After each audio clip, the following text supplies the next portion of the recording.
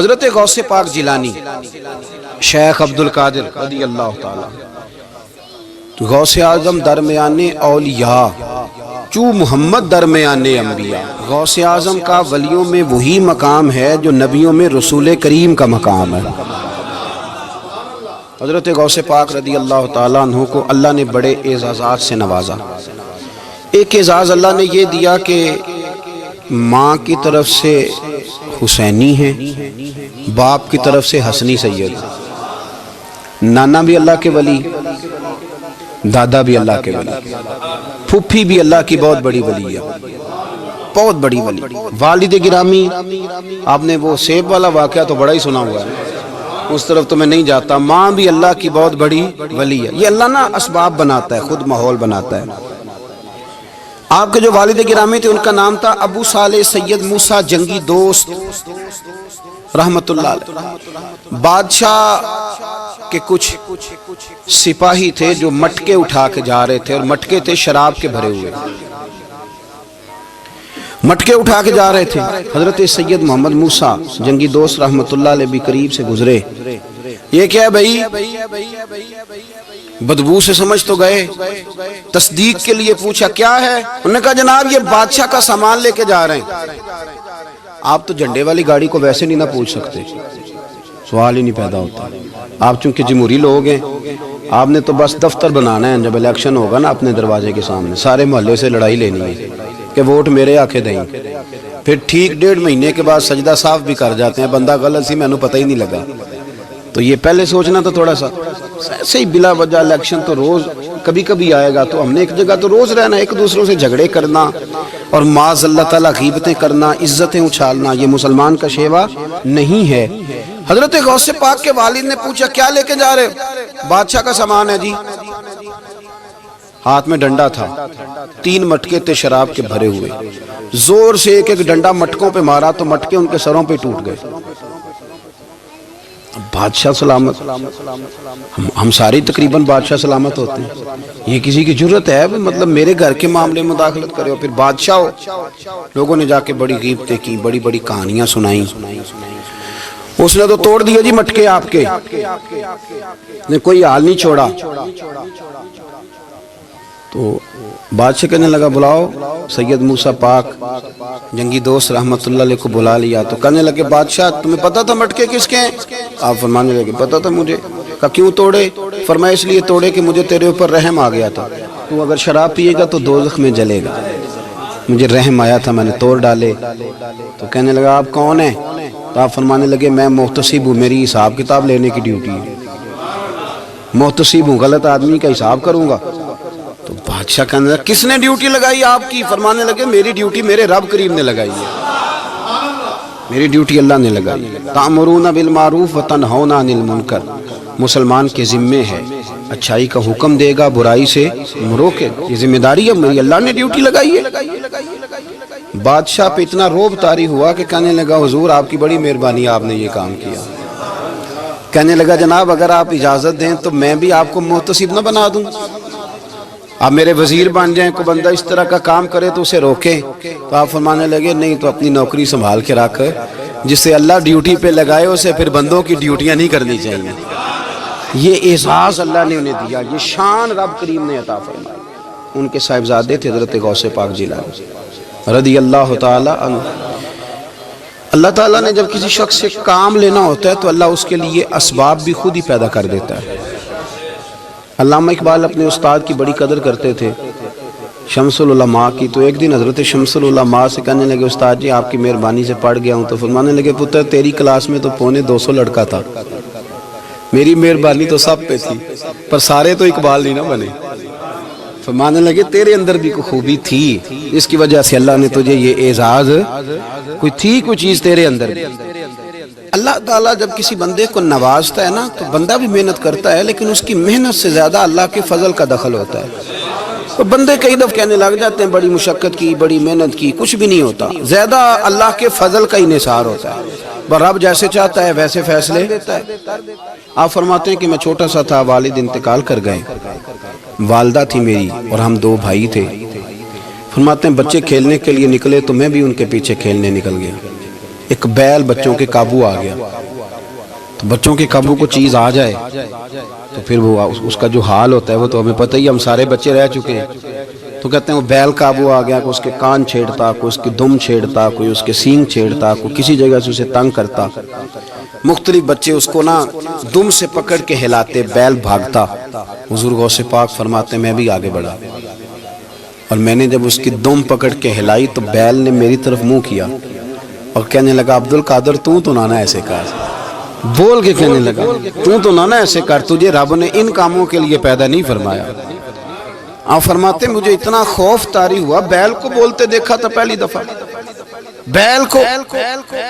اب میرے سنی کو بھی دلیلوں کی ضرورت ہوتی ہے نا, دلیل نہ دیں, کسی بزرگ کی بات سنائیں تو سنی بھی تھوڑا تھوڑا دائیں بائیں دیکھتا ہے. یہ شور ایسا ہوا ہے نا, پراپوگنڈا ایسا ہے. میں حدیث پاک سنا دیتا ہوں. رسول کریم صلی اللہ تعالیٰ علیہ وآلہ وسلم فرماتے ہیں ایک شخص نے بیل پہ سواری کر لی تھی. بیل سواری کے لیے نہیں پیدا کیا گیا, سواری کے لیے اونٹ ہیں, خچر ہیں, گھوڑے ہیں, گدھے ہیں. بیل کھیتی باڑی کے لیے. اس شخص نے جب بیل پہ سواری کی تو بیل پیچھے مڑ کے دیکھنے لگا اور کہنے لگا یار تو بڑا بیوقوف ہے. بول کے کہنے لگا مجھے اللہ نے سواری کے لیے نہیں پیدا کیا, میرے سے وہ کام لے جس لیے میں پیدا کیا گیا ہوں. تو بندہ ڈر گیا, کہنے لگا بڑی حیرانگی والی بات نہیں کہ بیل بولتا ہے. تو بیل پھر بول پڑا, کہنے لگا اس سے بھی زیادہ حیرانگی والی بات ہے. اس نے کہا وہ کیا؟ کہنے لگے مدینے میں نبی پاک آ گئے ہیں اور تو نے ابھی تک کلمہ ہی نہیں پڑھا. یہ اس سے بھی زیادہ حیرانگی والی بات ہے. جامع المعجزات میں حدیث موجود ہے, حضور آ گئے اور تو نے کلمہ ہی نہیں پڑھا.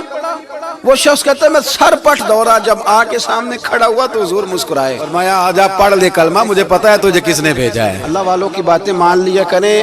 میں بڑی ذمہ داری سے کہتا ہوں رب کریم کے کوئی بندوں کی بات کتاب و سنت کے خلاف نہیں ہوتی, وہی تو کتاب و سنت آگے پہنچانے والے ہوتے. تو حضور غوث پاک فرماتے ہیں میں وہ ڈر کے گھر آیا, جب گھر پہنچا تو میرے کانوں میں آواز آ رہی تھی لبیک اللہم لبیک لبیک لا شریک لک لبیک. فرماتے میں چھت پہ چڑھا اور میں نے جیلان میں اپنی چھت پہ کھڑے ہو کے دیکھا تو حج کے دن تھے, میری سیدھی نظر میدان عرفات پہ گئی.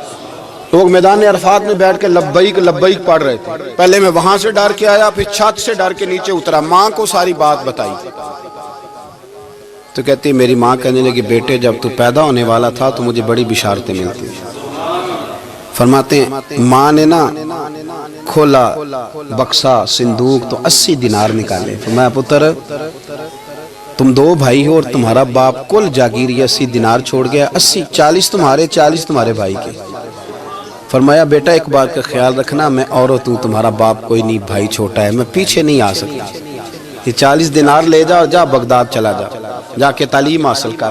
بیٹے میں پہنچ نہیں سکتی, خیال رکھنا. غوث پاک فرماتے ہیں 12 سال میں نے تعلیم حاصل کی یارو, میں نے پتے بھی کھائے اور خود آپ کا فرمان موجود ہے. فرماتے ہیں ایسی سختیاں بھی دیکھیں, ایسی سختیاں بھی دیکھیں کہ پتھروں اور پہاڑوں پہ گزرتی تو شاید پگھل جاتے, لیکن میں نے اپنے نبی کا دین پڑھا. اب تو پیر کے گھر میں جو پیدا ہوتا ہے وہ علم لدنی والا ہوتا ہے. تو صاحب دا پتر ہے, او خدا کے بندے صبر کر.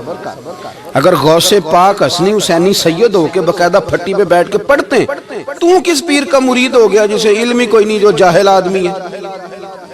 یہ ضروری ہے, علوم دینیاں ضروری ہیں, اس کے بغیر کام نہیں چلتا.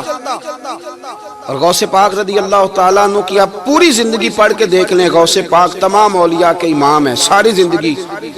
غوث اعظم سے کسی نے پوچھا آپ نے سب سے زیادہ دین کا کام کس طرح کیا, تو فرماتے ہیں تقریر کے ذریعے. اب تقریر کرنے والا مولوی ہوتا ہے اور تویز دینے والا, سبحان اللہ. غوث پاک رضی اللہ تعالیٰ عنہ فرماتے ہیں میں نے دین کا سارا کام کس ذریعے سے کیا ہے. ہفتے میں 3 جلسے کرتے تھے اور 70 ہزار کا مجمع ہوتا تھا اور بغیر لاؤڈ سپیکر کے تقریریں ہوتی تھی. اور فرماتے ہیں جیسی سمجھ پہلے بندے کو آتی تھی ویسی آخری والے کو آتی تھی. لوگوں نے کہا حضور یہ کرم کیسے ہوا؟ فرمانے لگے میں نے جب تعلیم حاصل کر لی تو بولنا آتا ہی نہیں تھا, تو میں بڑا پریشان, ایک دن سو گیا تو خواب میں رسول کریم کا دیدار نصیب ہوا.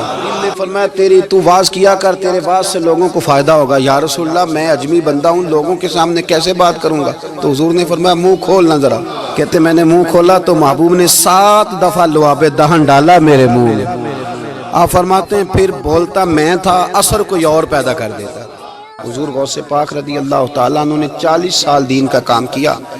صبح کے وقت فقہ کا درس دیتے تھے فجر کے بعد. کچھ دیر کر ناشتہ کرتے سو جاتے، پھر آ کے مدرسے میں پڑھاتے باقاعدہ بچوں کو۔ غوث پاک رضی اللہ تعالیٰ عنہ کی سیرت پر آپ ساری کتابیں پڑھ لیں، ساری کتابیں لو، میں نے بھی بڑا ہی دعویٰ کر دیا، یعنی ساری کتابیں جتنی اب تک چھپی ہوئی ہیں ساری پڑھ لو، کہیں نہیں ملے گا کہ ہم غوث پاک کے آستانے پہ گئے۔ غوث پاک کسی بندے نے یہ نہیں کہا ہم غوث پاک کے آستانے پہ گئے، غوث پاک کے دربار پہ گئے، سب نے یہی لکھا ہے کہ ہم حضور غوث پاک کے مدرسے میں گئے۔ ہمارے نا مدرسوں میں سبق تقسیم ہوتے ہیں، سال جب شروع ہوتا ہے نا تو سبق تقسیم ہوتے ہیں، ہمارے مدرسے میں بھی تقسیم کرتے ہیں ہمارے مولانا۔ آپ حدیث پاک پڑھائیں گے، فلانا استاد منطق پڑھائے گا، فلانا فلسفہ پڑھائے گا، فلانا یہ سبق تقسیم ہوتا ہے، فلانا قرآن، فلانا حدیث، فلاں فقہ۔ تو غوث اعظم کے مدرسے کے جو ناظم تعلیمات تھے وہ کہنے لگے حضور سبق بانٹنا ہے تو آپ کو کون کون سے سبق دے دیں، کون کون سا پیریڈ پڑھائیں گے؟ تو آپ فرمانے لگے نہیں پیریڈ رہنے دو۔ حضور پھر فرمایا اس طرح کرو، لائق لائق بچے تم رکھ لو اور نالائق سارے مجھے دے دو، میں جانوں اور نالائق جانے، نالائق سارے میرے۔ غوث پاک رضی اللہ تعالیٰ نالائق سارے رکھ لیے، کند ذہن، اور حضور غوث پاک ان کو اسباق پڑھایا کرتے، ان پر محنت کرتے۔ فجر کے بعد فقہ کا درس، 10 بجے مدرسے کی کلاس، زور کے بعد حدیث پاک کا درس، مغرب کے بعد تفسیر بیان کرتے۔ بانج علموں جو کرے فقیری وہ کافر مرے دیوانہ، اور عشاء کی نماز کے بعد ہفتے میں 3 جلسوں سے خطاب، اور یہ سارے کام کر کے نا تو پھر بھی غوث اعظم جب دنیا چلی جاتی تو وضو کر کے مصلی پہ بیٹھ جاتے، اور 40 سال بیت گئے، ساری رات اللہ کی بارگاہ میں عبادت کرتے، 40 سال۔ حضور غوث پاک کو اللہ نے بڑا اعزاز دیا، کتابیں لکھی، ڈیوٹی کی، محنت کی، کوشش کی پوری دنیا میں۔ میں پہلے بھی بتا چکا ہوں پھر بتاتا ہوں، یہ جو صلاح الدین ایوبی کا بہت نام لیتے ہیں نا، بہت بڑے مجاہد تھے۔ صلاح الدین ایوبی کے ساتھ 70,000 کی فوج تھی، سارے کے سارے غوث پاک کے مرید تھے۔ صلاح الدین ایوبی نے حضور غوث پاک کی زیارت نہیں کی پر تعلیم غوث پاک کے مدرسے میں حاصل کی۔ اس کو بڑا شوق ہو نا کتابیں دیکھنے کا، وہ میرے پاس آئے، میں دکھاؤں گا انشاءاللہ تعالی۔ صلاح الدین ایوبی حضور غوث پاک کے مدرسے کا طالب علم ہے۔ یہ آپ کے ملک میں 2-3 دن سے رٹا چل رہا ہے، وکیلوں کا، ڈاکٹروں کا، کل سے یونیورسٹی کا بھی چل گیا ہے۔ یہ لڑائی کسی مولوی 2 گروپوں میں ہوئی ہوتی نا، چلو نام بولو، میں نے پتہ ہے اگلی گل دلی، کسی مولویوں کے 2 مدرسوں میں ہوتی نا تو جو طوفان اٹھنا تھا نا ہر چوک میں، مولوی لڑاندے بڑا نہیں یہ بڑی۔ میں نے دعوت دی تھی پرسوں، میں نے کہا جب وکیل مکمل تعلیم کر لینا اسے 2 سال مدرسے میں لاؤ، ہم اسے سکھائیں گے اٹھنا کیسے ہے، بیٹھنا کیسے ہے، ان کو لاؤ، اس لیے کہ ہم اپنی بات نہیں بتائیں گے، ہم بتائیں گے محمد عربی کی باتیں صلی اللہ علیہ۔ مہربانی کرو، مجھے کوئی شکوہ نہیں ان سے، کوئی کسی قسم کا نہیں، اس لیے کہ ہمارے ملک میں نا احتجاج کا کلچر پرموٹ کیا گیا ہے، ہم نے یہ ماحول بنا کے دیا ہے سڑک بلاک کرنے کا۔ یہ ہمارے قریب ایک گاؤں ہے تو روز ڈکیتیاں ہوتی تھی، بچہ بھی قتل، پولیس والے سنتے ہی نہیں تھے، ان بیچاروں نے روڈ بلاک کیا تو سب صحیح ہو گیا، اسی وقت سارا کچھ ہو گیا، اب پہرے داری بھی لگتی ہے، اب چوکیاں بھی قائم ہو گئی، سب کچھ ہو رہا ہے۔ مزاج بنا دیا ہم نے، یہ عدم برداشت ہے، یہ کلچر خطرناک ہے، یہ کلچر تباہ کرے۔ وکیل کوئی غیر نہیں، ہمارے اپنے بھائی ہیں، کون ہیں وہ؟ ڈاکٹر کون ہے؟ ہمارے اپنے۔ یہ جو بچے یونیورسٹی میں لڑے کون ہیں؟ ہمارے اپنے۔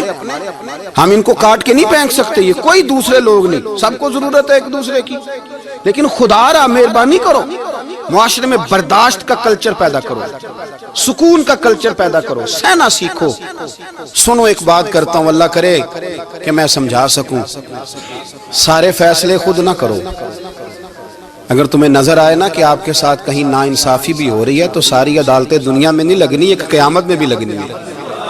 ہاں امام حسن کو زہر دے دیا گیا تو امام حسین کہنے لگے بھائی بتاؤ کس نے دیا ہے؟ فرمایا حسین اگر وہی وہ نہیں جس پر مجھے شک ہے تو میں کسی آدمی کا بلا وجہ تمہیں نام کیوں بتا دوں؟ کہا پھر بھائی آپ اشارہ تو نہیں بتا دیں؟ تو فرمایا حسین اگر وہی ہے نا جس پر مجھے شک ہے تو پھر بھی میں نے فیصلہ اپنے رب پہ چھوڑ دیا۔ فرمایا میرے رب سے زیادہ بہتر فیصلے کرنے والا کوئی موجود؟ کچھ فیصلے اللہ پہ چھوڑ دیں، آپ یقین کریں آپ کو بڑا ہی مزہ آئے گا، آپ کو سکون آئے گا زندگی میں۔ کچھ فیصلے اللہ پہ چھوڑو، برداشت کا کلچر پروموٹ کریں اس وطن کے اندر. یہ بڑا پیارا ملک ہے, اس میں برداشت کا کلچر پیدا کریں. وکیل کو ہر وقت ڈاکٹر کی ضرورت ہے, ڈاکٹر کو ہر وقت وکیل کی ضرورت ہے. ہم ایک دوسرے کے بغیر دیکھیں نا, میں نے آئین بھی رکھا ہوا ہے پاکستان کا, لیکن اس کے باوجود کوئی مسئلہ بن جائے تو میں کسی وکیل صاحب کو فون کرتا ہوں, میرے دوست ہے, میں پوچھتا ہوں کہ یار یہ مسئلہ ہے, اس کا کیا حل ہے. ہم مل کے رہتے ہیں معاشرے میں. برداشت کے کلچر کو پروموٹ کریں, پیار کریں, محبت بانٹیں. یہ وطن ہے, اس کو مل کے سنواریں گے تو انشاءاللہ تعالی یہ رسول اللہ کے دین کا قلعہ بنے گا بڑا مضبوط. اس سے پیار کریں, مثبت. غلط بات ہے تو اس کو آپ سمجھائیں, اس پر تبلیغ کریں, لیکن یہ نہ کریں کہ آپ عدم برداشت کا ماحول پیدا کریں. حضور غوث پاک رضی اللہ تعالیٰ عنہ دین کا کام. ایک بات, اللہ والوں کے پاس لوگ دعاؤں کے لیے جاتے ہیں. کیوں جاتے ہیں؟ سنو, میرے ساتھ ایک شخص رہتا ہے, صبح سے شام تک میری ڈیوٹی کرتا ہے, نوکری کرتا ہے, خدمت کرتا ہے, گاڑی چلاتا ہے, یہ کرتا ہے, وہ کرتا ہے. ایک صاحب ہیں جو 3 سال کے بعد ملتے ہیں. پھر وہ جو 3 سال کے بعد ملتے ہیں وہ شکوہ کرتے ہیں کہ پیر صاحب اس کی بات زیادہ مانتے ہیں. تو پیر صاحب اب کدھر جائیں, یہ سارا دن پیر صاحب کی مانتا ہے. نہیں سمجھ آ رہی ہے آپ کو بات؟ یہ مزاج ہے نا جی. ایک بندہ سارا دن دنیا داری کرے, مال کمائے, پتہ نہیں جھوٹ بولے, بڑا کچھ کرے, اور ایک اللہ کا ولی جو اپنا بنائے کچھ نہ, سارا دن رسول اللہ کی باتیں کرے, سارا دن اللہ کے دین کی خدمت کرے. اور بھائی وہ جب ہاتھ اٹھاتا ہے نا تو پھر اللہ اس کی بات کو قبول کرتا ہے. کچھ میرے خاص ہیں, کچھ تیرے خاص ہیں, تو کچھ رب کے بھی خاص ہیں. اور اس پر بھی میں پہلے آیت پڑھ لوں گا تاکہ دلیل مضبوط ہو جائے. اللہ فرماتے ہیں واللہ یختص برحمتہ من یشاء, فرمایا میں نے کچھ بندوں کو اپنی رحمت سے اپنا خاص بنا لیا.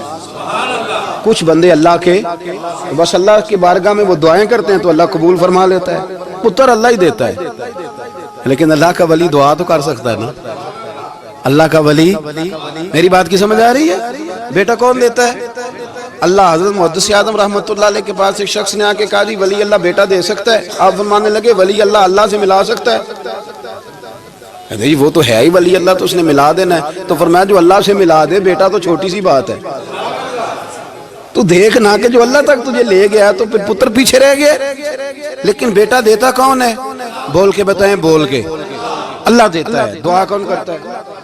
اللہ کا ولی دعا کر دیتا ہے. بی بی آ گئی روتی ہوئی غوث پاک کے پاس, کہنے لگی 6 بیٹیاں ہیں.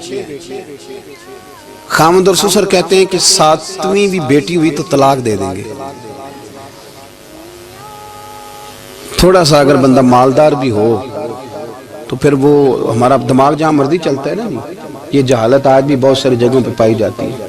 تہذیب سکھاتی ہے جینے کا سلیقہ, تعلیم سے جاہل کی جہالت نہیں جاتی. تو رو پڑی. حضور غوث پاک رضی اللہ تعالیٰ عنہ نے بلایا اس کے شوہر کو بھی اور سسر کو بھی. فرمایا یہ دیکھ, یہ تو اللہ کے کام ہے, جس کو چاہے بیٹیاں دے, جس کو چاہے بیٹے دے. تو جو نہیں مانتے پھر غوث پاک کی بھی نہیں مانتے. انہوں نے کہا جی نہیں دی, میں تو نکاح کروں گا. چلے گئے تو غوث پاک کی بارگاہ میں وہ بیٹی اور اس کا باپ اور اس کی ماں پھر آئے, کہنے لگے حضور مہربانی فرمائیں. پھر اللہ کے ولیوں کے پاس ایک قوت ہوتی ہے جس کا نام مصلح ہے. مصلح بہت بڑی طاقت, بہت بڑی. حضور نے فرمایا دعا صلاح المومن, فرمایا دعا مومن کا ہتھیار ہے. یہ مومن جب ہاتھ اٹھاتا ہے تو پھر عرش کا مالک دروازے کھول دیتا ہے کرم کے.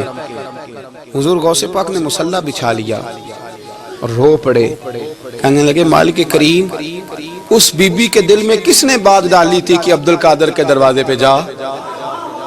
دیکھیں منانے کا انداز, منانا آتا ہے نا. اللہ کس نے اس کے دل میں بات ڈالی کہ عبد القادر کے دروازے جا, کس نے ڈالی؟ اور مالک اگر تو نہیں ڈالی تھی تو کیا تو اب اپنے عبد القادر کو رسوا کرے گا؟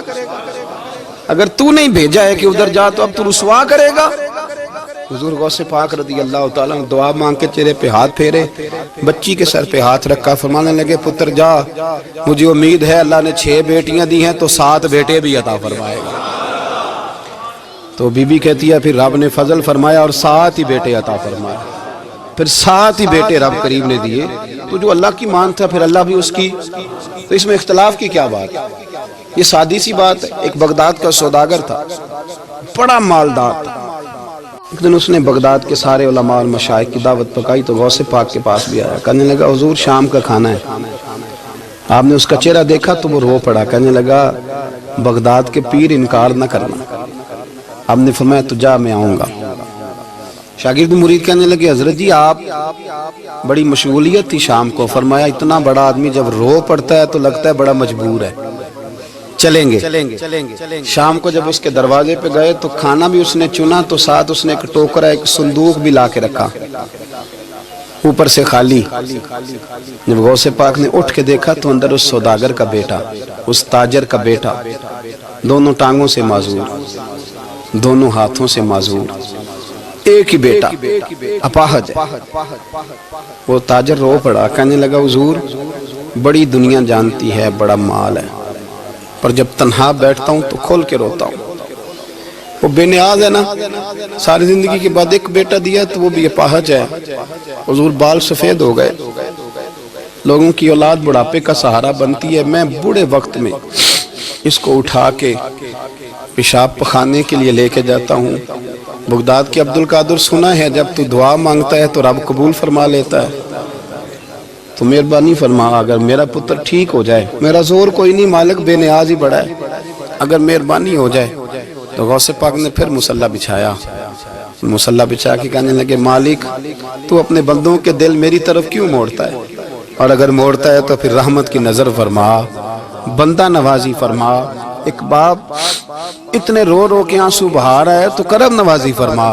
حضور غوث پاک نے ابھی چہرے پر ہاتھ نہیں پھیرے کہ بچہ اللہ اکبر کہتا ہوا صندوق سے باہر نکل آیا۔ ایک شخص آیا، اس نے آ کے کہا حضور میرے ابا جی میں آپ کا مرید ہوں، عقیدت مند ہوں، رات میں نے باپ کو خواب میں دیکھا ہے تو دوزخ کی آگ میں جل رہا ہے، میرا فوت ہونے والا باپ میں نے بڑی تکلیف میں دیکھا۔ تو غوث اعظم رضی اللہ تعالیٰ عنہ فرمانے لگے میرے مدرسے میں آیا کرتا تھا، میری خانقاہ میں آتا تھا، میری محفل میں بیٹھتا تھا، حلقہ ذکر میں رہتا تھا۔ تو اس نے کہا حضور کبھی کبھی آتا تھا، کبھی کبھی۔ غوث اعظم نے مصلی بچھا لیا، کہا یا اللہ تیرا وعدہ نہیں کہ جو اہل اللہ کے مجالس ذکر میں بیٹھے گا تو اسے شکی نہیں کرے گا، اسے اللہ تبارک و تعالیٰ نے شیطان سے جب کہا نا کہ تو نکل جا تو لانتی ہے، تو اس نے یہ عرض کیا کہ مولا مجھے مہلت دے۔ اللہ کریم نے فرمایا جا تجھے مہلت دی، کتنی؟ الی یوم الدین، قیامت کے دن تک تجھے مہلت دی۔ شیطان نے کچھ اختیارات کا بھی مطالبہ کیا، اللہ تعالیٰ نے اسے وہ اختیارات بھی عطا فرمائے۔ اللہ کے حبیب صلی اللہ علیہ وسلم فرماتے ہیں کہ جس طرح تمہاری رگوں میں خون دوڑتا ہے اس طرح شیطانی وساوس بھی دوڑتے، اور شیطان کی قوت کا، اختیار کا یہ حال ہے کہ شیطان جاسم علی قلب ابن آدم۔ نبی پاک صلی اللہ علیہ وسلم نے فرمایا شیطان ہر آدمی کے دل کے ساتھ چلتا رہتا ہے، اتنی اس کی قوت ہے۔ شیطان ہر آدمی کی ناک پر بیٹھ کر رات گزارتا ہے۔ وہ رات ناک پہ کیوں بیٹھتا ہے؟ فرمایا اس لیے کہ وہ کہتا ہے جب سانس اکھڑنے لگے گی تو اسے معاذ اللہ گمراہ اور کافر کر کے ماروں۔ شیطان کو پتہ چل جاتا ہے کہ بندے نے نیکی کا ارادہ کیا ہے تو اس کے پیچھے لگ جاتا ہے۔ کسی سے پوچھے صاحب آپ محفل میں نہیں آئے، نماز میں نہیں آئے، تو کہتے میں نکلا تھا نماز کے ارادے سے، پھر شیطان نے مجھے گمراہ کیا۔ شیطان کی زندگی کا یہ حال ہے کہ اب تک اسے موت بھی نہیں آئی، اس کے اختیار کا یہ حال ہے کہ وہ جہاں چاہتا ہے پہنچ جاتا ہے، جو چاہتا ہے وہ کر لیتا ہے، وہ دلوں تک رسائی رکھتا ہے۔ اب ذرا لوگوں کے عقیدوں کا حساب لگائیے گا، وہ اللہ کے دشمن کی ساری طاقتیں مانتے جانتے، اللہ کے دوستوں کی طاقت ہی نہیں مانتے،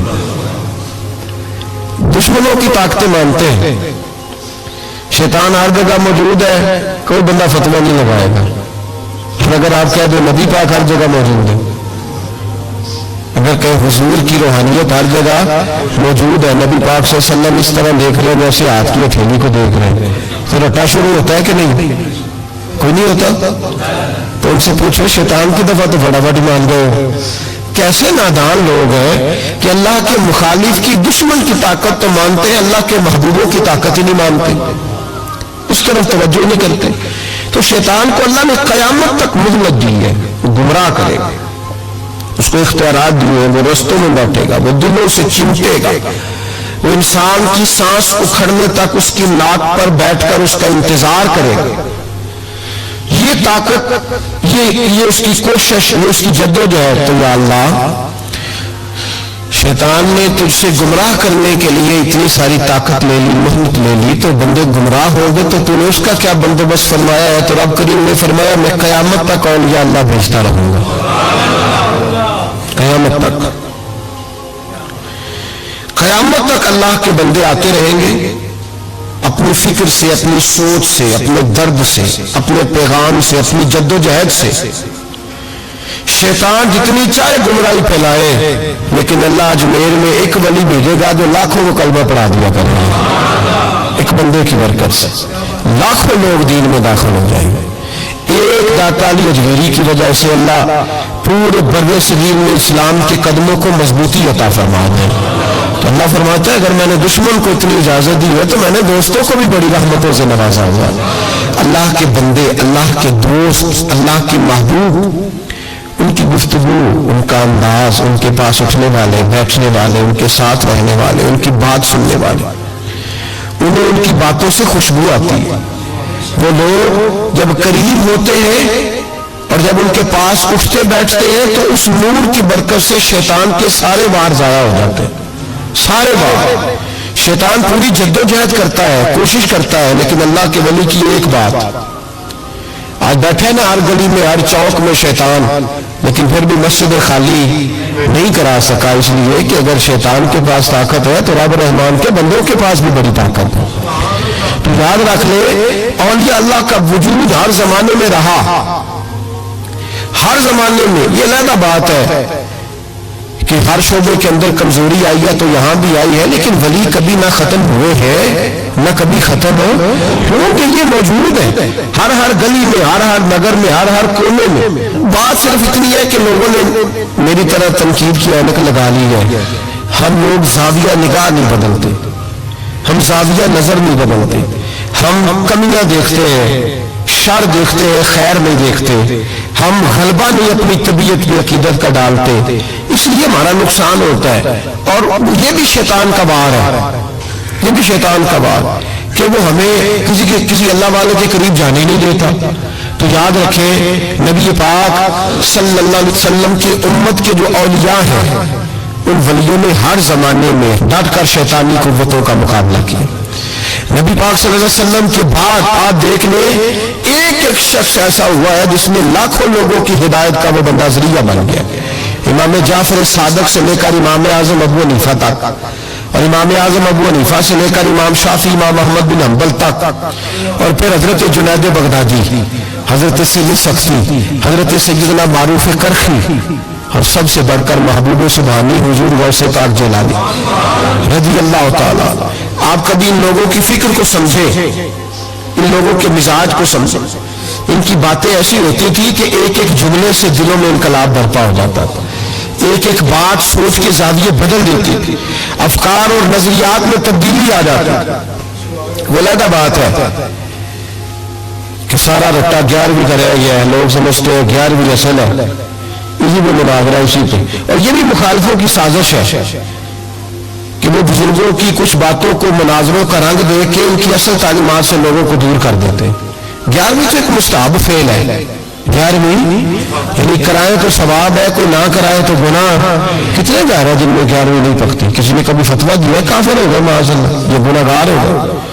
11ویں اور وہ پکانے والے ان سے بھی ایک گزارش ہے کہ 11ویں مستحب ہے، اس کے لیے مسجدوں میں اعلان نہیں کرنا چاہیے، اس کے لیے فجر سے پہلے سپیکر نہیں کھول دینا چاہیے کہ سارا محلہ چندہ جو 11ویں پکانی ہے، مستحب فعل ہے، اور مستحب کے لیے سوال کرنا منع ہے، منع ہے سوال کرنا۔ اعلیٰ حضرت نے لکھا ہے کسی نے عمرے پہ جانا ہے، دل تڑپ رہا، پھر بھی اس کے لیے سوال کرنا منع ہے، کسی کو کہہ نہیں سکتا کہ میں نے جانا ہے۔ حالانکہ نبی پاک کے روزے کی حاضری اگر کسی نے ایک دفعہ بھی نہیں دی، اعلیٰ حضرت فرماتے ہیں حضور کے روزے پہ جانا امت کے لیے واجب ہے۔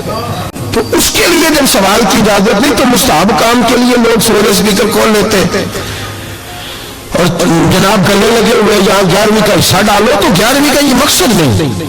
نغمہ شریف تبرک ہے، برکت ہے، شفا ہے، سارا کچھ ہے، لیکن اس کے لیے سوال کرنے کی اجازت نہیں. اپنی مرضی سے کچھ لوگوں کو توجہ اگر ہے اور وہ مل کے کوئی ایسا بندوبست کر لیتے ہیں تو اس میں منع نہیں، لیکن اس کو جو اس کا شریعت کے اندر درجہ ہے اس درجے میں رکھا جائے. اس میں مناظرے ہوتے ہیں، بحث ہوتی ہے. حالانکہ 11ویں اصال ثواب کی ایک قسم ہے، 11ویں اصال ثواب کی ایک قرآن شریف بھی اصال ثواب ہے، 10واں بھی، 40واں اصال ثواب. یہ ساری قسمیں اصال ثواب کی ہے. آپ قرآن شریف کہتے ہیں، ہندوستان والے تیجا کہتے ہیں. ہم اپنی سہولت کے لیے قرآن شریف کا ختم جا کے چوتھے دن بھی رکھ لیتے ہیں. کبھی کسی عالم نے کہا نہیں ہوتا کیونکہ مستحب ہے، اس کے لیے تعین وقت صرف سہولت کے لیے کیا جاتا ہے. تو 11ویں ایک اصال ثواب ہے. بہت سارے لوگ 11 ربیع ثانی کو کرتے ہیں، بہت سارے 12 کو کرتے ہیں، 14 کو کرتے ہیں، اور ہمیں محفل میں جانے کا موقع ملتا رہتا ہے. سارا سال ہی 11ویں پکتی رہتی ہے. لوگوں نے اپنی سہولت کے لیے وقت رکھا ہوا ہے، کسی نے 17 تاریخ رکھ لی ہے، کسی نے 18 رکھ لی ہے. تو غوث اعظم رضی اللہ تعالیٰ عنہ کی جو اصل چیز ہے وہ ان کی کرامت ہے. پھر ہمارے ایک اور بحث چلتی ہے کہ اللہ کے ولی کچھ دے سکتے ہیں کہ نہیں دے سکتے. اللہ کے ولی کچھ دے سکتے ہیں کہ میں نے پہلے کہا شیطان دے سکتا ہے، گمراہی پھیلاتا ہے. کبھی کسی بندے نے فتویٰ نہیں لگایا کہ مولانا جی آپ کیا کہہ رہے ہیں. حالانکہ کسی بندے سے بھی پوچھو نا، وہ کام سارے خود کر رہا ہوتا ہے، ڈال شیطان پہ رہا ہوتا ہے، وہ فارغ ہو جاتا ہے، کہتا ہے اس نے مجھے کرنے نہیں دیا. وہ خدا کے بندے تو قدم تو بڑھا، تو رب رحمان کا بندہ ہے. اللہ کے بندے شیطان سے طاقتور ہوتے ہیں. تو آگے بڑھنا، تو اس میں کھاتے میں ڈال کے چپ کر گیا. اللہ کے ولی بڑا کچھ دیتے ہیں.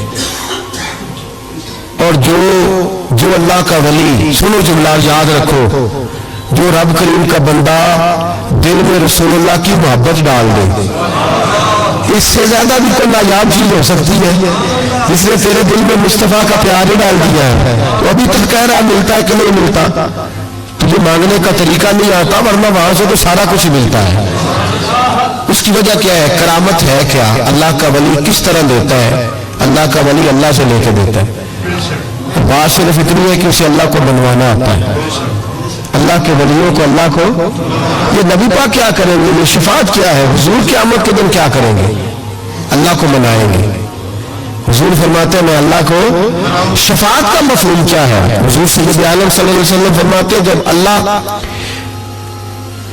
کرسی عدالت پہ بیٹھے گا جو اس کی شان کے لائق ہے، اگرچہ وہ بیٹھنے سے پاک ہے، جب وہ فیصلے کرے گا تو فرماتے ہیں میں سر سجدے میں رکھوں گا، میں روؤں گا، میں اللہ کو مناؤں گا. میں جب روؤں گا تو میرا رب کہے گا معبود سر اٹھا، تو جیسے کہے گا ویسے ہی ہو جائے گا. تو بات یہ ہے کہ اللہ کے بندوں کو اللہ کو منانا. حضور غوث پاک کے پاس بی بی آ گئی، اس نے کہا حضور بے اولاد ہو. میرے محلے میں ایسی عورتیں بھی ہیں جنہیں اللہ نے 14 بچے دیے، میں بے اولاد ہوں. اولاد بڑا میٹھا پھل ہے. تو میرے آنگن میں اگر ایک پھول کھل جائے تو میرے گھر میں بھی خوشبو پھیلے گی. میرے گھر میں بھی کوئی بچہ روئے گا تو میرا گھر بھی ڈھولک والا ہو جائے گا. تو حضور میری ساس اب کہتی ہے رکھنا نہیں، اسے طلاق دے دینی ہے. میرا خاوند مجھے کہتا ہے میں مجبور ہوں، میں نے بڑا عرصہ تجھے نبھایا ہے. حضور میں غریب ہوں، میرے پہ نظر کرم ہو جائے، میرے لیے دعا کرے، میرا مالک مجھے ایک بیٹا دے دے. یہ ہاتھ اٹھائے گا سے آزاد، کہ اللہ تیری بندی تیرا بندہ سمجھ کے آئی ہے. کیا لفظوں کا حسن ہے، کیا جملوں کی تاثیر ہے. اے اللہ تیری بندی تیرا بندہ سمجھ کے آئی ہے، تو مہربانی کرنا جو تو نے اس کے دل میں ڈالا ہے وہ اسے عطا بھی فرما دے.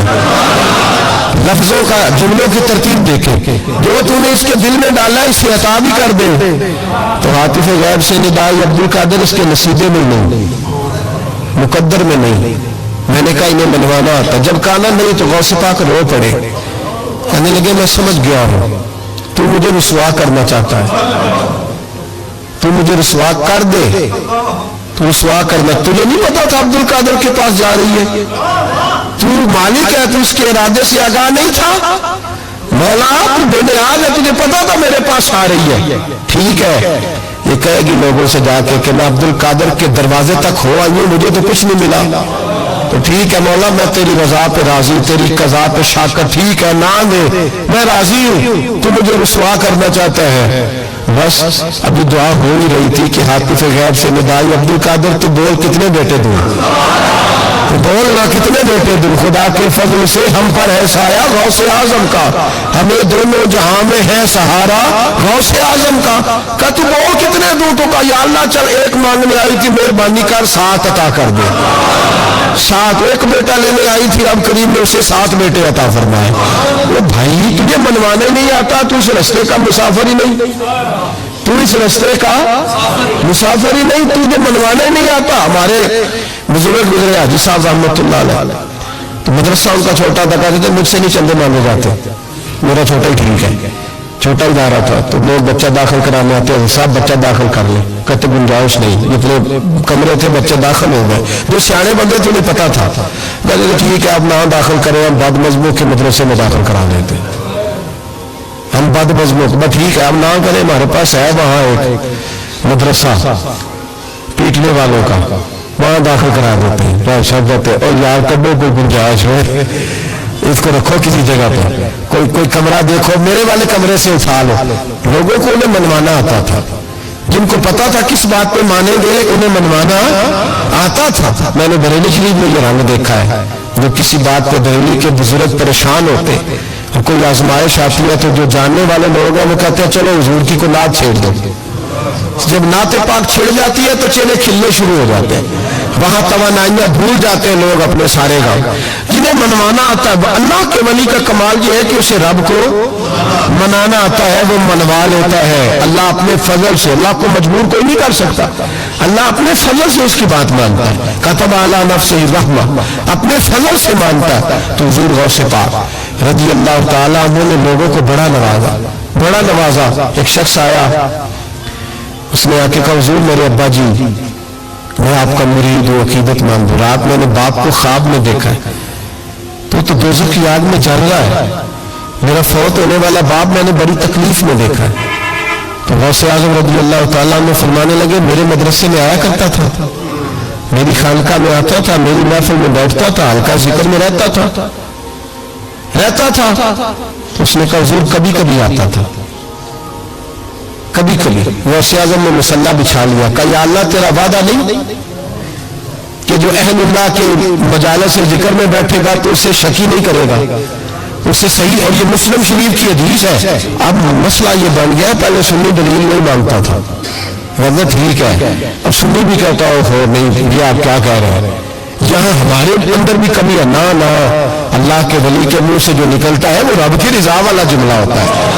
میری اب طبیعت نہیں مانتی, میں بہک ہونے لگا ہوں, میرا نہیں طبیعت مانتی کہ اپنے لوگوں کو دلیلیں دی جائیں. ہم تو ماننے والے لوگ ہیں, ہمارے لیے تو بزرگوں کا اشارہ بہت کافی ہونا چاہیے.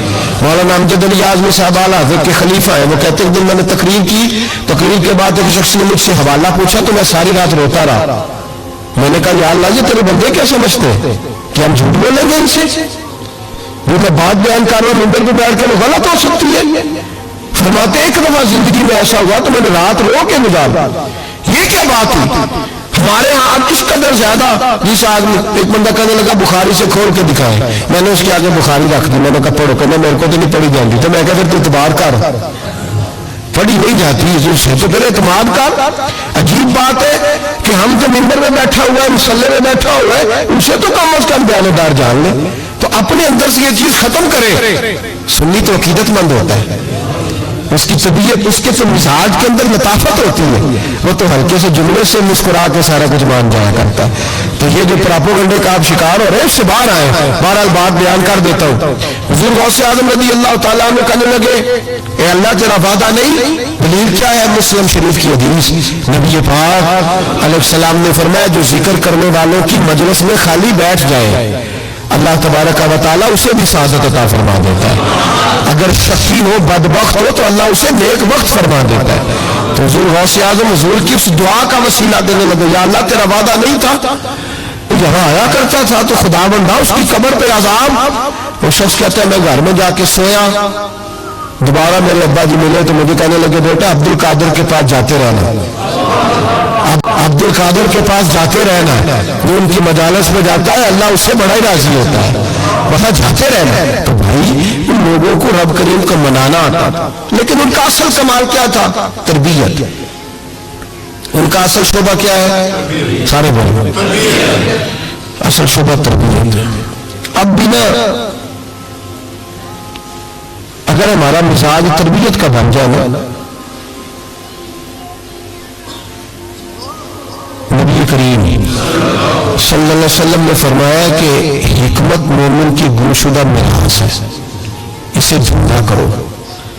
کہیں سے نا کوئی چیز، شیخ شہاب الدین سہروردی کہتے تھے میں نے اپنا پیالہ ساری زندگی یوں رکھا ہے، کسی اللہ والے کے پاس گیا ہوں تو اس طرح پیالہ کھلا رکھا ہے، اور کہتے ہیں میں جہاں بھی گیا ہوں نہ کچھ لے کے آیا ہوں، کچھ نہ کچھ۔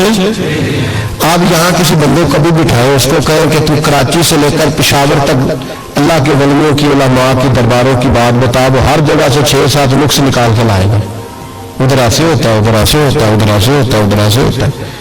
آپ کس چکر میں لگے ہوئے؟ ہم نے تو اپنے حصے کی خیر کٹھی کرنی ہے۔ کیوں وہ والی اینک لگائی ہے جس اینک پہ ہم نے گرد تنقید کی ڈال لی ہے؟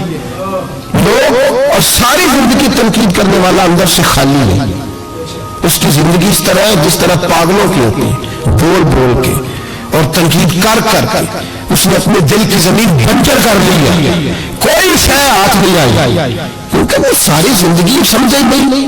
وہ خیر والے لوگ کے شیخ شہاب الدین کہتے ہیں پیالہ دل کا سیدھا کر کے گیا ہوں جہاں گیا ہوں، اور جہاں بھی گیا ہوں وہاں سے کچھ لے کے ہی آیا ہوں۔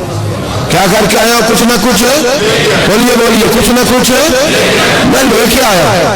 یہاں ہر بندہ اعتراض کر رہا ہے، ہر بندہ کچھ نہیں جی، خیر کوئی شے نہیں۔ خدا کے بندے یہ جو تمہیں اذان میں جماعتیں، عبادتیں، ریاضتیں، درود، سلام، ذائقے، یہ تو کچھ نظر آ رہا ہے تو اس کا مطلب ہے اللہ کے بندے موجود ہیں، ان کی برکت سے نظر آ رہا ہے نا سارا کچھ۔ تو اولیاء اللہ کے پاس لوگ خیر لینے جاتے، ان کی زندگی کے مقاصد تربیت، خیال تھا۔ غوث اعظم کے زمانے میں کہ گویا تھا، آج تو لوگ بزرگوں کے نام پہ ساجرہ کی محفلیں سے جاتے ہیں نا، گویا تھا غوث اعظم کے زمانے میں، گانے گاتا تھا تو غوث اعظم اسے سمجھاتے تھے کہ یہ طریقہ درست نہیں۔ اور ہمارے زمانے میں جس کی ہاں میں ہاں ملاؤ وہ راضی رہتا ہے، اور کسی بات پہ ٹوک دو تو فوراً ناراض۔ ہمارے زمانے کے اندر یہ ماحول ہے کہ جہاں آپ نے کسی بندے کو کہا کہ تو غلط ہے یا کسی کو جس جگہ ڈانٹا اس جگہ یہاں تو مداری بن کے وقت گزارنا پڑتا ہے، جو آئے اس کے اشاروں پہ ناچو تو لوگ ٹھیک ہے۔ ہم چاہتے پتہ کیا ہے کہ صوفی صاحب ہو، پیر صاحب ہو تو وہ نا ہمارے سامنے ہمارے اشاروں پہ چلے۔ آپ کسی بندے کو اس جگہ انکار کرو، انکار۔ میرے صاحب نا کچھ لوگوں کو اٹھ کے ملتے تھے، کچھ لوگوں سے پورا اتنا سا ہاتھ باوقات ملایا جاتا تھا۔ میرے دل میں اکثر سوال آتا تھا، ایک دن میں نے کہا حضور یہ بڑے فضول سے کچھ بندے ہیں تو ان کو بعض اوقات اعزاز ملتا ہے، تو کچھ بڑی محبت کے ہیں تو ان کو اتنا سا ہاتھ بھی آپ ملا لیتے ہیں، تو ایسا فرمانے لگے یہ اپنے بیگانوں کا فرق ہے۔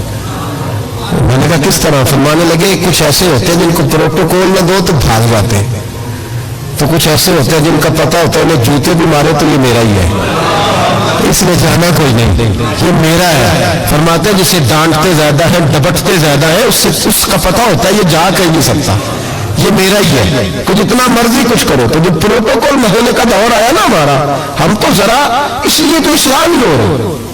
آپ کسی شخص کو کہیں انکار کر کے دیکھیں اس وقت وہ اڑ جائے گا، نمو نہ کر چھڑی، حالانکہ میں تیار روٹی بھی کھوائی نہیں۔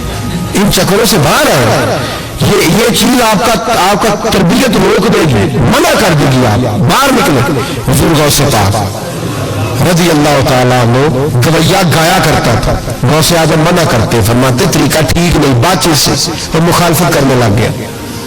اور لوگ جب ان کے مفادات پہ ٹھوکر لگتی ہے تو وہ ذات پات پہ اتر آتے ہیں۔ وہ کہتا ہے جی دیکھو میرے پیچھے رش بڑا، لوگ سنتے بڑے ہیں، تو عبد القادر تو معاذ اللہ جلتے ہیں مجھ سے۔ خیر بڑی مخالفت کی، باتیں ٹٹول کے لاتا، کھاتے کہاں سے ہیں، لنگر کہاں سے آتا، یہ کیا ہے۔ حضور غوث اعظم ہستیاں کرتے، فرماتے چل ٹھیک ہے موج کر۔ وقت گزرتا گیا، بوڑھا ہو گیا، لوگ اس کی آواز کے دیوانے تھے، گلے کی آواز بڑا سریلی تھی، وہ اب دھوبی پڑ گئی، وہ جو اسے سنتے تھے وہ کسی اور کو سمجھنے لگے. گھر میں بھی جب تک پیسے آتے تھے تب تک تو گھر میں بھی بڑی قدر تھی. اب جب گھر میں کچھ نہ دیا تو بچوں نے بھی نکال دیا. حالت یہ ہوئی کہ قبرستان جا کے بیٹھ گیا. مکھیاں بھنکتی ہیں, پہننے کو کپڑا کوئی نہیں, کھانے کو روٹی کوئی نہیں. میرے شیخ, میرے غوث اعظم اس گلی سے گزرے. جب غوث اعظم گزرے تو اس کی حالت دیکھی تو محبوب پاک کا وہ طریقہ یاد آ گیا. سلام اس پر کہ جس نے دشمنوں کو بھی کمائیں دی, سلام اس پر کہ جس نے گالیاں سن کر دعائیں دی. تو حضور غوث اعظم گھر گئے, غلام کو بلایا, فرمایا 100 دینار لے جا, اس گویے کو دیا, بتانا نہ کس نے بھیجے, دے کے لوٹ آنا. وہ کہتے میں گیا تو بڑی بری حالت, پھٹے ہوئے کپڑے, خستہ حالی. جا کر کے 100 دینار دیے. میں نے کہا لو. اس نے آ کے کہا تو بڑھاپے سے بری حالت, بیماری, ذوف. کہنے لگا کس نے بھیجے؟ تو میں نے کہا مجھے پہنچانے کا حکم ہے, بتانے کا نہیں. تو کہتے اس کی آنکھوں میں آنسو آ گئے. کہنے لگا میں بھی سارے بغداد کو جانتا ہوں, مجھے پتا ہے اس حالت میں اگر مجھ پہ کوئی کرم کر سکتا ہے تو وہ عبد القادر جیلانی ہے. مجھے بھی پتا ہے, میں بھی جانتا ہوں اس حال میں گرے ہوئے کو تھامنا اگر کسی کا طریقہ ہے تو وہ غوث اعظم کا ہی ہے, وہی مجھ پہ کرم کر سکتے ہیں. کہتے میں خادم, کہتے میں دے کے آیا تو وہ میرے پیچھے پیچھے چلنے لگا. حضور غوث اعظم پڑھا رہے تھے تو سامنے آ کے کھڑا ہو گیا. نظر اٹھائی آپ نے, فرمایا میں کیا خدمت کر سکتا ہوں. چیخ ماری اس نے, رویا, قدموں میں گرا. وہ لگا عبد القادر تو میرے نبی کا سچا وارث ہے, تو سچا وارث ہے نبی پاک صلی اللہ علیہ وسلم کا. میں ساری زندگی مخالفت کرتا رہا, اور جب میرا کوئی نہ بنا تو تو میرا بن گیا. اب مجھے بتا کہ اس بڑھاپے میں توبہ کروں تو اللہ قبول کر لے گا؟ تو غوث اعظم فرمانے لگے تو سچے دل سے توبہ کر, اللہ تیری توبہ بھی قبول فرمائے گا, تجھے اپنے نیک بندے میں شامل بھی فرمائے گا. شرط یہ ہے کہ سچے دل سے کر, اخلاق کے لیے آئے, کردار کے لیے آئے, تربیت کے لیے آئے. ان لوگوں نے اپنے عمل سے ڈھیروں لوگوں کی زندگیاں بدلی. غوث اعظم مزدوروں کی طرح دین کا کام کرتے تھے. میں نے بڑا سوچ سمجھ کے فکر کہا, مزدوروں کی طرح. میں نے اپنے گاؤں میں کچھ ایسے مزدور دیکھے جو صبح فیکٹری میں دیہڑی کر کے آتے تھے تو شام کو دیہڑی کر کے آیا پوری 4 بجے تک 5 بجے تک. تو شام کو کسی آدمی نے مٹی ڈالنی ہے اپنے گھر کے اندر تو اس سے بھی ٹھیکہ کر لیا. اس نے کہا میں 300 روپیہ دوں گا, مٹی اٹھا لو. تو وہ مزدور گھر آیا تو اس نے کہا چلو بچوں کے کپڑے بھی لینے, عید بھی قریب آ رہی ہے. یہ مزدور لوگ بڑی جدوجہد کرتے ہیں. تو رات کو مٹی ڈال دی. حضور غوث اعظم نے مزدوروں کی طرح دین کا کام کیا. تو موجیں لگی ہیں, تو موجیں لگی ہوئی ہیں لوگوں کی. یہاں تو لوگ ساد رنگ میں مست ہو کے کہتے ہیں میں ٹھیک ہو گیا جی, ہم بڑے پکے ہیں ان کے ماننے والے. غوث اعظم فجر کے بعد فقہ کا درس دیتے تھے, فقہ کا. ان کہہ دے وہ بھی مولوی صاحب, چونکہ درس بھی دیتے تھے. فقہ کا درس فجر کے بعد, ظہر کے بعد غوث اعظم لوگوں کو حدیث پاک پڑھایا کرتے تھے. عصر کے بعد قرآن پاک کی تفسیر بیان کرتے تھے. ہر روز رات کو عشاء کے بعد دور دراز سے مخلوق آتی تھی, لاکھوں کا مجمع ہوتا تھا, اور غوث اعظم وہاں رسول اللہ کا دین لوگوں کو سمجھایا کرتے تھے. 1000 آدمی کاغذ قلم لے کے عالم بیٹھا کرتے تھے. غوث اعظم جو تفسیر بیان کرتے اسے لکھا جاتا تھا. یہ حضور غوث اعظم کا طریقہ ہے. غوث اعظم بغداد کی جامع مسجد کے خطیب تھے. وہ خطیب تھے مسجد کے. جامعہ نظامیہ کے نام سے غوث اعظم نے مدرسہ بنایا ہوا تھا. وہ ایک ادارے کے پرنسپل تھے جسے الگ باسی بھی پڑھنی نہ آئے. وہ کہے میں بڑا ولی ہوں, مجھے غوث پاک کا فیض ہے. تجھے کس طرح کا فیض ہے؟ غوث اعظم کا فیض یہ آپ فرمایا کرتے جتنی جس کی زبان میں تاثیر زیادہ ہو سمجھو میرا فیض اسے زیادہ ملا ہوا ہے. آپ تقریر کرتے تھے, خطبہ دیتے تھے, روز رات کو بیٹھتے تھے. یہاں پیر صاحب کے پاس علم لدنی ہے, انہیں 8,000 کا مولوی رکھے جمعہ پڑھانے. میں کہا پیر صاحب کیوں نہیں پڑھا دے؟ کہ وہ ہمارے پیر صاحب کے پاس علم لدنی ہے. میں کہا نہیں ہوتا ہی نہیں بیچارے, علم لدنی ہوئے تو باہر بھی آ رہے ہونا. کن لوگوں کو ماننا شروع کر دیا قوم نے. کہتے مولوی اور ہوتا ہے صوفی, تو صاحب کہہ دو مولوی پڑھا ہوتا ہے صوفی جاہل ہوتا ہے. یہ فرق کرو معاذ اللہ سمجھ میں آئے. کیا چکر ہے, किस तरफ लोग चले गए। हुजूर गौस आजम रदी अल्लाह ताला अन्हु 16-16 घंटे दीन का काम करते, 16-16 घंटे इतना पढ़ा पढ़ाया, फिर भी अगर कोई बंदा आ गया ना चल के दूर से, मिस्र से, यमन से 15-20 बंदे आकर हुजूर महफिल में लेट हो गए थे तो हम आपकी ज़ियारत के लिए, तो गौस आजम घंटा घंटा उनको भी तकरीर सुनाते रहते, उन्हें भी दीन बताते, कहते चलो दीन के काम में आ जाओ, वो टाइम ही लगा लेते हैं, आज थोड़ा ज्यादा मजदूरी कर ले। मजदूरों की तरह काम किया, 50 के करीब किताबें लिखी, लाखों लोगों का किबला दुरुस्त किया, हजारों यहूदियों और ईसाइयों को कलमा पढ़ाया। हुजूर गौस आजम रदी अल्लाह ताला अन्हु ने मुजाहिदीन तैयार किए, मेरे जिम्मे रहा हवाला सलाहुद्दीन अय्यूबी जब जंगे लड़ रहे थे तो बैतुल मुकद्दस के बाहर खड़े होकर कहते थे मुझे मामूली ना समझना, मैं अब्दुल कादिर जिलानी के मदरसे का पढ़ा हुआ हूँ, मुझे कोई मामूली ना समझे, मैं गौसे आजम का। और 70,000 की फौज जो सलाहुद्दीन, ये लोग जिहाद करेंगे बेचारे, दूसरे लोग चंदे इकट्ठे करते हैं, कभी बैतुल मुकद्दस के नाम पे और कभी किसी नाम पे, सारी दिन की खाले जमा कर करके खा गए और किया क्या, कलाशनकोफ लेके लोगों को डराया। किरदार बताओ अपना, और हर रिसाले में ये आपसे चंदे लेते हैं, मैं आपको इनके रिसाले दिखाऊंगा, आपकी खाले ले जाते, आपसे चंदा लेते, महीने का रिसाला निकालते, हर रिसाले में कभी दाता साहब के खिलाफ लिखते हैं। इन्होंने अपने रिसाले में लिखा लाहौर में जो अली अजमेरी का मज़ार है वो शिरक का अड्डा है, और दो खल्ला इन्होंने, और चंदे दो इनको। ये तो जनाजे इश्तिहार लगा के पढ़ाते हैं, मिलाद की महफिल बिद्दत हो गई, किस सहाबी ने इश्तिहार लगा के जनाजा पढ़ाया है, फलाने का जनाजा है तो इतने बजे इश्तिहार लगा दो, किसकी सुन्नत है, क्या तमाशा लगाया हुआ है। और हमारी कौम है कि मस्त है, पता ही कोई नहीं, फैलाने वाले सब तुम्हारे यार हो गए, समझाने वाले मुफ्त गुनाहगार हो गए। कभी वलियों के दुश्मनों की वजह से भी जिहाद हुआ है। सलाहुद्दीन अय्यूबी खड़े होकर कहने लगे फलस्तीन में, फरमाया मैं लड़ूंगा इसलिए कि मैं अब्दुल कादिर के मदरसे का तालिब इल्म हूं, और फरमाने लगे ये 70,000 फौज मेरे साथ है, सारी गौसे आजम को मानने वाली है, इनकलाब गौस के मानने वाले लाएंगे, ये लोग इनकलाब बर्पा करेंगे जिनके दिलों में बुग़्ज़ रहता है अल्लाह के वलियों का। और हर रिसाले में कभी ये कौन सा जिहाद है, कभी बाबा फरीद के खिलाफ लिखते हैं, कभी गौसे आजम के खिलाफ लिखते हैं, शर्म नहीं आती। खालों से तुमने पजारों खरीदी हुई है, खाले इकट्ठी करके तुमने कलाशनकोफ ली हुई है, मकानों में रहते हो, और कौम है कि वो देखती नहीं। और भाई दुनिया में रहना है तो कुछ पहचान पैदा कर। लबासे खिज़्र में यहाँ सैकड़ों रहज़न में फिरते हैं, हर दाढ़ी पगड़ी वाले को दीनदार ना समझ लिया करो, खुदा ये पहचान पैदा करो, जिसके मर्जी पीछे लग जाते हो। हुजूर गौसे पाक शेख अब्दुल कादिर जिलानी रज़ियल्लाहु। और आजकल की मैं जाता हूँ ना महफिलों पे, तो मैं दोस्तों से कहता हूँ आपको दोस्त टाइम लेने आते तो मैं पूछता हूँ महफिल क्यों करानी है, महफिल है कहने सवाब वास्ते, तो मैं कहा सूरज यासीन पढ़ा लो कार, सारी जिंदगी सवाब के चक्कर में रहोगे, इनकलाब कब आएगा। मिलाद की महफिल कर लो, सारा साल बरकतें नाज़िल होंगी। महफिल को एक रूप दो, एक रंग दो, महफिल एक इनकलाब का नाम।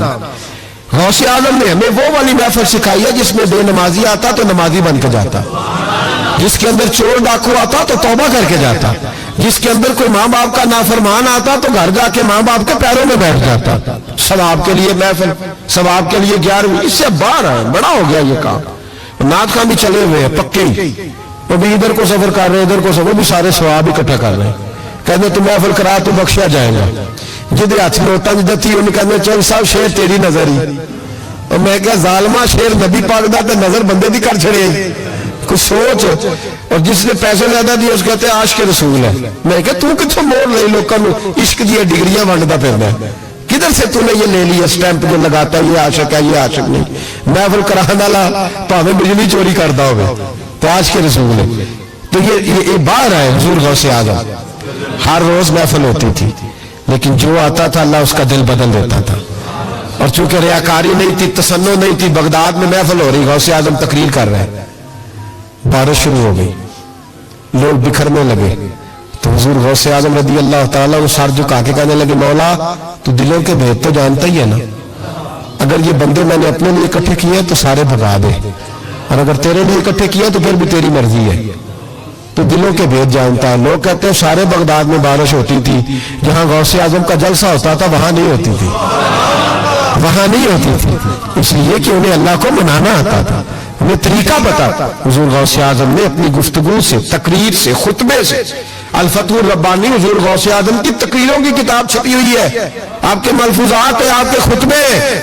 تو بھائی اس کو لوگ معمولی کام سمجھتے ہیں، بس ثواب کے لیے کر لو. خدا را غوث اعظم کا طریقہ تو سمجھو. اور پھر تبلیغ فرمائی، دین کا کام کیا. نذرانے نہیں بٹورے، نذرانے نہیں بٹورے. اور اس طرح نہیں کہ مولوی صاحب کا سیاست سے کوئی تعلق نہیں، میرے لاکھوں مرید ہیں، میں نے نہیں چھیڑنا حکومت کو، ایسے نہ ہو جائے حکومت میرے خلاف ہو جائے. یہ کوئی چکر نہیں. بادشاہ وقت آیا نذرانہ دینے، وقت کا بادشاہ نذرانہ دینے آیا. وہ کہتا ہے میں رستے میں سوچ رہا تھا کہ اگر یہ ولی ہو تو مجھے پتہ چل جائے، اگر تم نے سیب کھلائے نا، سیب کا موسم نہیں، پھر تو ولی اللہ ہے، اور اگر سیب نہ کھلائے تو پھر نہیں میں مانتا. ٹھیک ہے نا جی، جس طرح کے آج مرید ہوتے ہیں لوگ. کہتے ہیں سیب کھلائے تو پھر بادشاہ تھا نا. تو کہتے ہیں میں 2 تھیلیاں شرفیوں کی بھی لے گیا کہ پیر صاحب کو پیسے دوں گا تو نرم بھی ہو جائیں گے میرے حق میں. پیر بجائے تو نرم اللہ ماشاء اللہ. کہتے میں گیا تو میرے دل میں خیال تھا اگر آج بے موسمہ سیب کھلائیں تو ولی مانوں گا. کہتے ہیں غوث اعظم نے یوں ہاتھ اٹھائے، موسم بھی نہیں تھا پر 2 سیب ان کے ہاتھوں میں آ گئے، اور آپ میری طرف سیب بڑھا کے کہنے لگے ولایت کو سیبوں سے نہیں تولنا چاہیے، تو سیبوں سے تولتا پھرتا ہے، یہ تو اللہ کی رضا والا کام ہے. جہاں کوئی تاجر تھوڑی محنت کرے، کھاد شاد ڈالے تو وہ بھی بے موسم پھل اگا لے گا. تو کس چیز سے میری ولایت چیک کر رہا ہے؟ یہ پکڑ چھری اور یہ پکڑ سیب اور کھا. کہتا میں نے کاٹ کے کھایا تو سیب کڑوا نکلا. غوث اعظم کہنے لگا کیا ہوا، کڑوا ہے؟ کہا حضور ہاں. تو میں اپنے ہاتھ سے کاٹ کے ایک ٹکڑا دیا کہ کھاؤ. کھا کے کہنے لگا حضور آپ کے والا تو میٹھا ہے. تو سیب تو دونوں غیب سے آیا تو میرا کڑوا کیوں ہے؟ آپ کا فرمانے لگے غوث اعظم دونوں میٹھے تھے، ایک کو ظالم کے ہاتھ لگ گیا تو کڑوا ہو گیا ہے. میٹھے دونوں تھے، تو ظالم ہے نا، ظلم کرتا ہے، تو تیرے ہاتھوں کی وجہ سے کڑوا ہو گیا. ایک ہی تھے. اس نے 2 تھیلیاں شرفیوں کی مصلے کے نیچے رکھی. کہنے لگا حضور نذرانہ ہے. فرمانے لگے ضرورت ہی نہیں، لے جا. اللہ کے بندوں کو، دنیا داروں کے نذرانوں کی ضرورت ہے. اور ضد کرنے لگا حضور قبول کر لے. آپ فرمانے لگے جا تو جا، نہیں چاہیے. کہا حضور ضرورت نہیں، حضور قبول فرما لے. آپ نے فرمایا جا.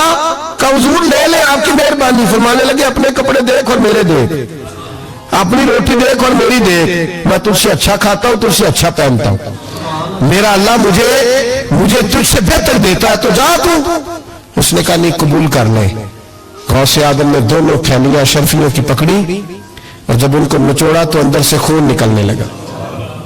غوث اعظم فرمانے لگے غریبوں کا خون نچوڑ کے مجھے نذرانہ دینے آ گیا ہے. غریبوں کا خون نچوڑ کے. پیر صاحب نے کبھی پوچھا نہیں فیکٹری والے سے کہ تم مزدوروں کے ساتھ کیا علاج کرتا ہے.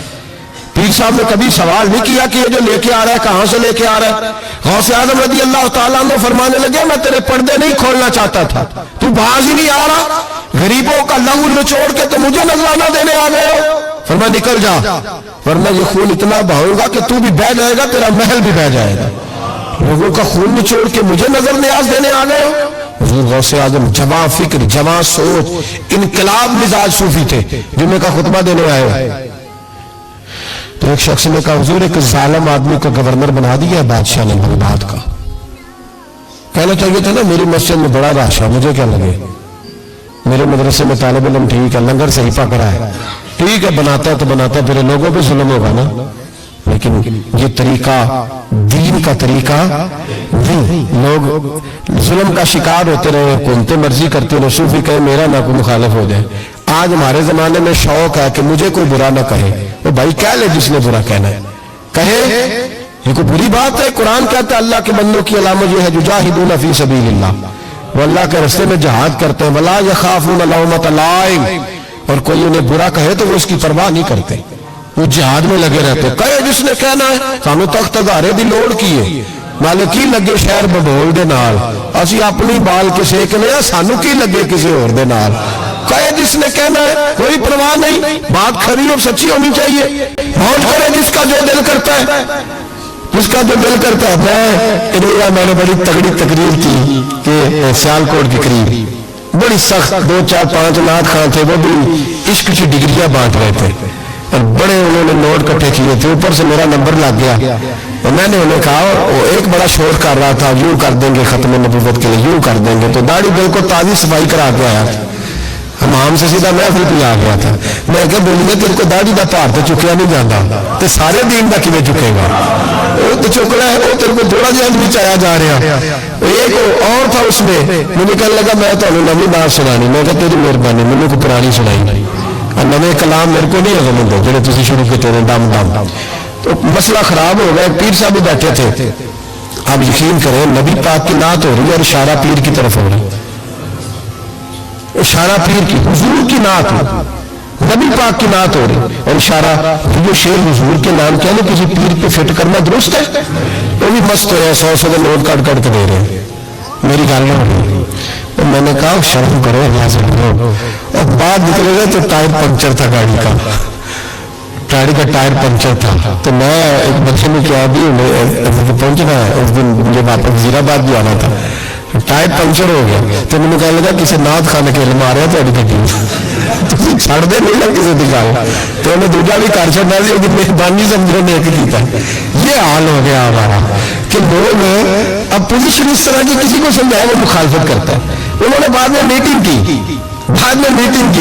انہوں کہنے لگے تو کتنے مولوی بلا لے, اگوڑیا نے بلائی, کس طرح کا آدمی تھا, سب کو اس طرح. اور بڑی بڑی عجیب حرکتیں. میں یہ لودرا ملتان سائڈ پہ 2-3 دن کے لیے تو نقیب محفل وہ بےزتی کری جاؤ مجمے کی. تھی بولتے نہیں, تھی سبحان اللہ نہیں آتے, ایڈا رکھا مجمع کدے نہیں ویکیا, کیوں بھی تھی بندے ہو ہوں تھی یاد رہو گے. بوڑھے بوڑھے لوگ بیٹھے ہیں, ٹھنڈ کا موسم ہے, کری جا رہے ہیں. وہ میرے سے نہ برداشت ہوا.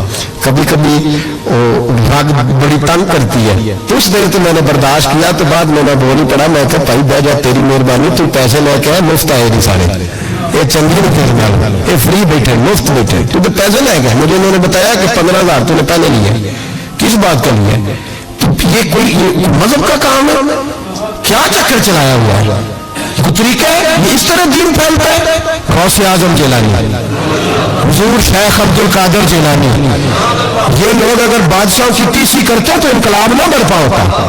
حضور غوث اعظم رضی اللہ, اور جو آیا ہے چودھری صاحب عاشق رسول ہے, اس لیے کہ 50,000 دیا محفل میں, تو بس 50,000 کا عشق مل جاتا ہے. کیا تماشا لگ گیا, غریب آدمی میلاد کی محفل میں بھی ویڈیو کے پیچھے بیٹھتا ہے, نہ سڑکوں کو تھی نہ آگے انہیں.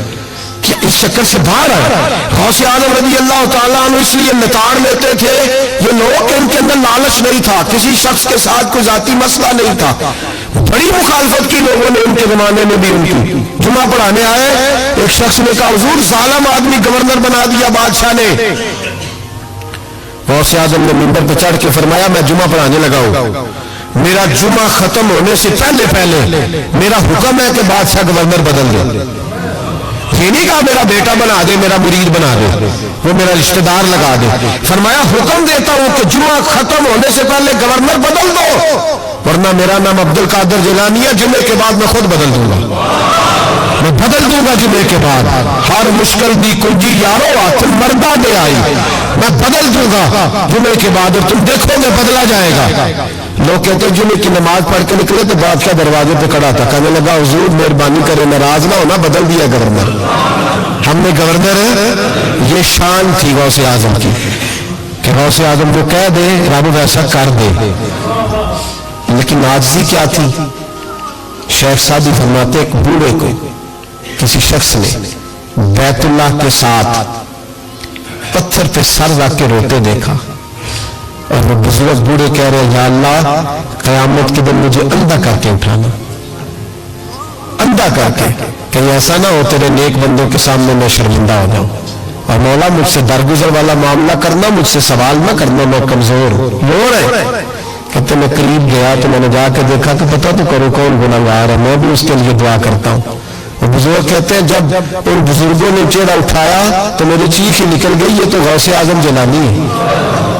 ایک طرف حاجاتی ساری کر کر زاری, نیند اکھا کی توندے, فجر وہی گناہگار کا آون, سب تو نیوے ہوندے. جن میں سینکڑوں سال ہو گئے جن کو گئے, اور آج بھی ان کی جلائی ہوئی شمع روشن ہے. جنہوں نے اپنی زندگی ساری دین کے کام میں لگائی, 40 سال تک ساری رات اللہ کی عبادت کی, کتابیں لکھی, دین پڑھایا, لیکن جب رب کے ساتھ تعلق ہوا تو کہا نہیں ہم کمزور ہیں, یا اللہ معافی دے دے. بھائیو ہمارے بزرگوں نے ہماری تربیت کی, انہوں نے ہمیں سمجھایا انہوں نے ہمیں کہا کہ فیض اس چیز کا نام نہیں کہ تو کہے بڑے میرے بارے میں آ رہے ہو گئے دکان چمکنے لگی. فیض تو یہ ہے کہ تیرا دل دین سے کتنا جڑا ہے, تیرے اندر روحانیت کتنی پیدا ہوئی, اخلاقی قدریں تیری کتنی بحال ہوئی. غوث اعظم سے کسی نے کہا تو حضور دعا قبول نہیں ہوتی, فرمایا 3 شرطیں ہیں, تیری ہر دعا اللہ قبول فرمائے گا. کہا حضور کون سی؟ فرمایا رزق جب بھی کھانا حلال کھانا, اور تیری زبان سے کبھی رب کی ناراضگی والا فکرہ نہ نکلے, اور جب تو بات کرے تو نفس کے لیے کبھی نہ کر, اللہ کی رضا کے لیے کر. عبد القادر وعدہ کرتا ہے تو جو دعا بھی کرے گا مالک تیری قبول فرمائے گا. اپنے نفس کی رضا کے لیے, اپنے باطن کو خوش کرنے کے لیے سارا دن داستانیں نہ چھیڑ, اللہ کی رضا کے لیے بول. ہم کتنا بولتے ہیں لیکن نفسانی باتیں, نفسانی خواہشیں, یہ کہنے کے لیے کہ لوگ نیچا دیکھ لیں گے کیا ہو جائے گا. خدا را اللہ کی رضا کے لیے جب بولیں گے تو اللہ راضی ہوگا.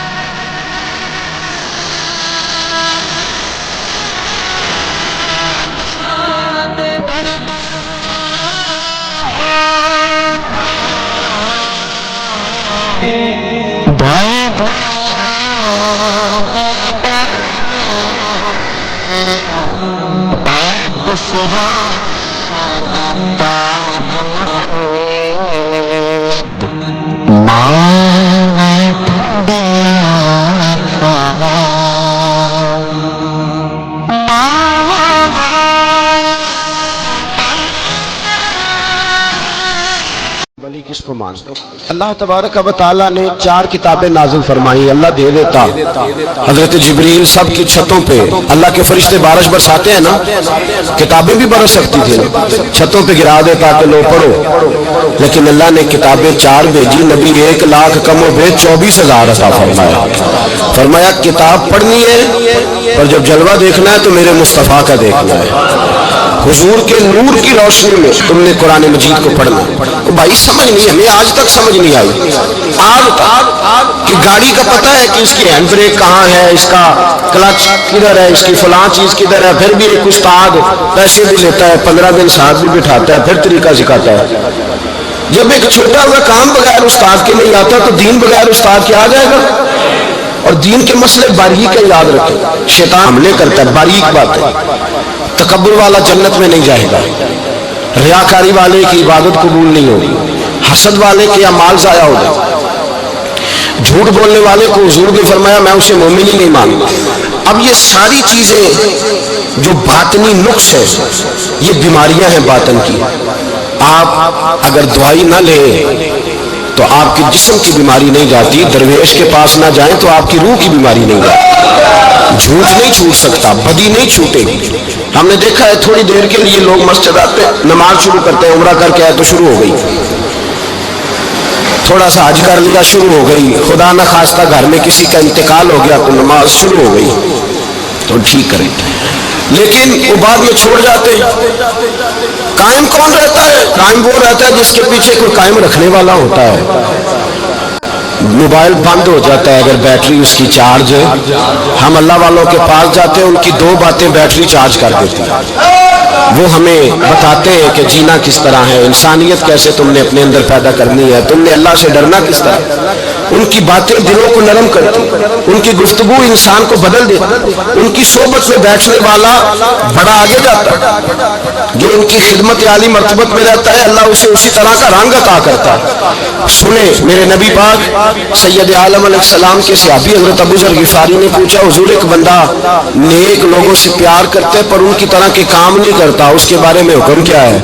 کوشش کرتا ہے پر غلطی رہ جاتی ہے پر پیار سچا کرتا ہے، تو آپ ترغیب و ترہیب پڑھیں۔ میرے رسول پاک نے فرمایا جو جس سے پیار کرے گا جنت میں اسی کے ساتھ کھڑا کیا جائے گا۔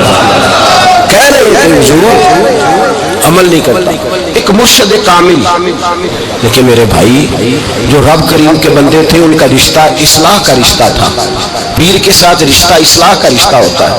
وہ جو لوگ رسمی بیعت کرتے ہیں نا ٹھیک ہے مرید ہو گئے چلو روزی میں برکت ہو جائے گی، اس سے بھی انکار نہیں۔ اعلیٰ حضرت فرماتے ہیں بیعت برکت کی بھی بڑی بات ہے، اور دلیل کیا ہے؟ آپ فرماتے ہیں اگر اصحاب کہف کا کتا ولیوں کے پاس بیٹھ جائے اللہ اسے خالی نہیں رکھتا، تو تو ولیوں سے پیار کرے گا تو کیسے خالی رہ جائے گا؟ بیعت برکت بھی بڑی بات، لیکن جب آپ مرید ہو تو جس مکتب میں جائیں اس کا سبق یاد کریں، جس چیز سے روکا جائے اس چیز پر سمجھ آ رہی ہے میری بات کی؟ لوگ کہتے ہیں جی معرفت کیا ہوتی ہے، تو معرفت آپ قرآن مجید کا 15واں سپارہ آخر سے اور 16واں سپارہ شروع سے پڑھے، حضرت خضر اور جناب موسیٰ کا واقعہ دیکھیں، وہ ساری معرفت کی بات ہی تو ہے۔ ایک بندہ قتل کر دیا جناب خضر نے، تو حضرت موسیٰ کہتے ہیں یہ کیا کیا؟ آپ فرمانے لگے یہ اپنے باپ ماں کے لیے تکلیف کا سبب بن جانا تھا لہذا قتل کر دیا، بچوں کی دیوار سیدھی کر دی، یہ ساری تفصیل قرآن مجید میں ہے۔ تو حضرت سیدنا موسیٰ علیہ السلام کہنے لگے یہ کیا؟ فرمایا ان کا باپ بڑا نیک آدمی تھا۔ تو بھائی تفصیل دیکھیں آپ، اللہ والوں کے پاس لوگ جایا کرتے ان کے پاس بیٹھتے، ہمارے دور کے اندر ایک بڑا غلط کام کرتے ہیں لوگ، ایک تو جاتے نہیں، پیر نہیں پکڑتے، شیخ نہیں پکڑتے، اور حضرت باجید بستامی فرماتے ہیں اگر نیکی بتانے والا تجھے کوئی نہ ہو، تیرا پیر کوئی نہ ہو تو شیطان تو پھر ہے ہی تیرے ساتھ، بدی پہ تو وہ لگائے گا ہی۔